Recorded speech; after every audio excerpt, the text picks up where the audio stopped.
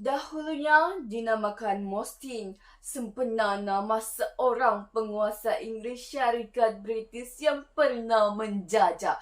Namun, selepas tahun 1960-an, Mostin ditukar kepada Kuna.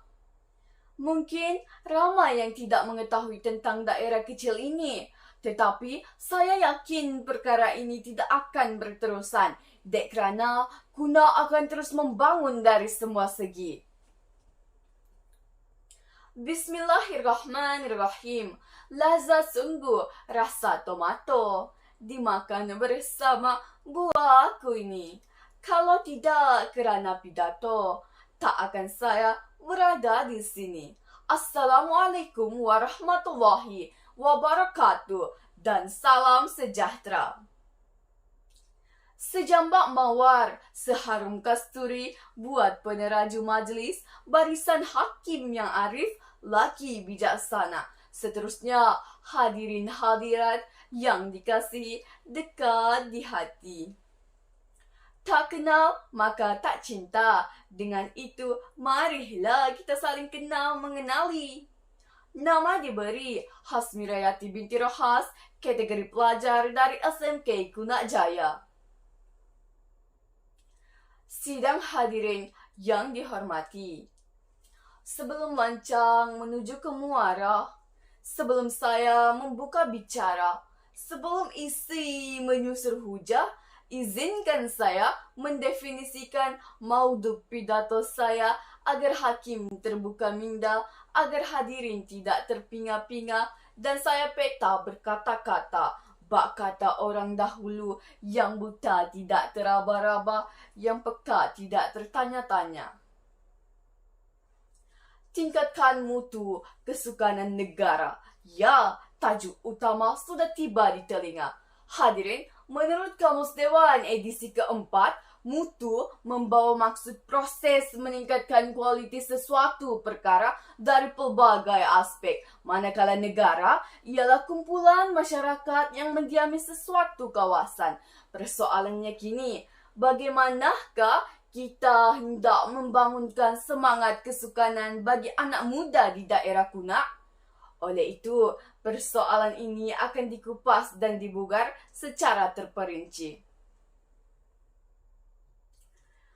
Para pendengar yang budiman, manakan berdiri pohon kalau tidak kerana akarnya, manakan timbul berita kalau tidak ada mulut yang membawa, dan manakan wujud sesebuah kejayaan jika tak ada sumber induknya. Berpandukan 3 langkah utama, saya bawakan kepada anda indikator saya yang pertama.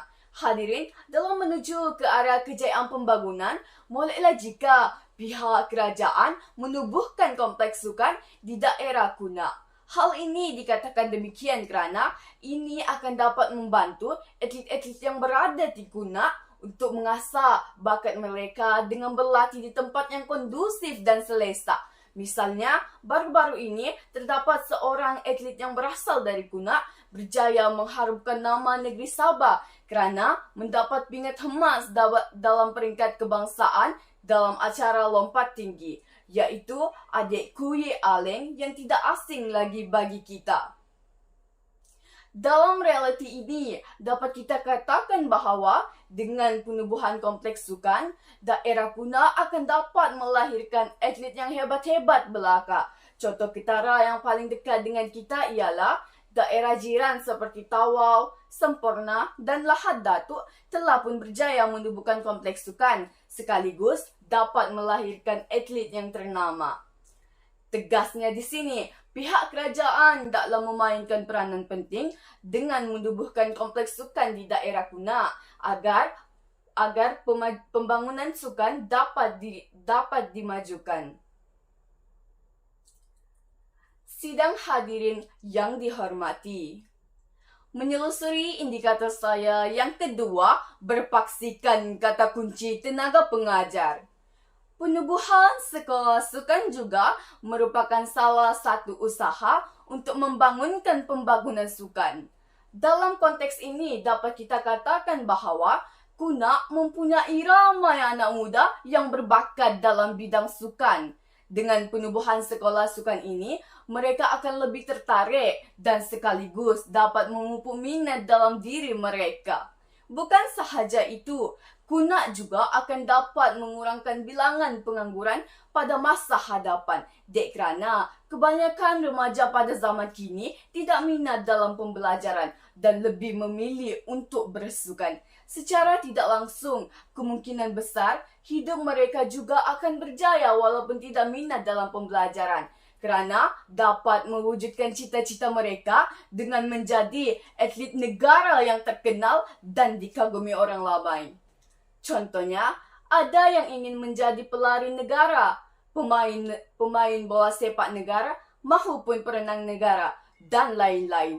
Deduksinya di sini, pihak kerajaan hendaklah berusaha untuk menubuhkan sekolah sukan supaya bakat yang anak muda perolehi dari daerah Kunak dapat diasah sejak kecil sehingga menjelang dewasa.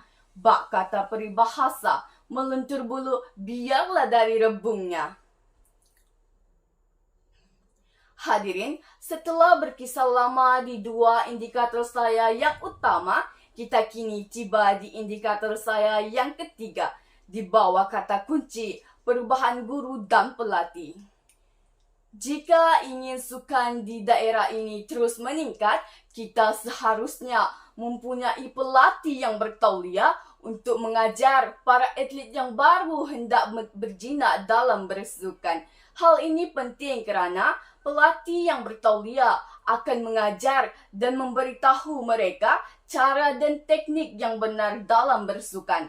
Dengan langkah ini, barulah kita dapat melahirkan atlet yang berkualiti. Dek kerana mempunyai guru yang berpengetahuan, bagaikan laut budi tepian akal dan kepimpinan melalui teladan. Persis kata peribahasa, sukakan gaharu kerana baunya, sukakan guru kerana ilmunya. Dengan itu, sebagai menggulung yang telah diperkatakan, 3 indikator utama harap dilaksanakan. Andai kata perkara ini berjaya, majulah sukan untuk negara. Rakyat yang cerdas bakal memiliki minda yang cerdas. Minda yang cerdas bakal menyumbang kepada idea yang bernas. Dan idea yang bernas bakal membantu kemajuan negara secara pantas, serta menjadikan Sabah seiring dengan negeri-negeri lain di Malaysia. Sesungguhnya, tidak ada yang mustahil jika kita terus berusaha tanpa jemu. Kerana, kalau tidak dipecahkan ruyung, manakan dapat sagunya. Pendek kata, budaya bersukan hendaklah diamalkan oleh seluruh lapisan masyarakat dalam kehidupan seharian. Adakah anda tergolong? Tepuk dada, tanya selera. Sekian, wabillahi taufiq wal hidayah. Assalamualaikum warahmatullahi wabarakatuh.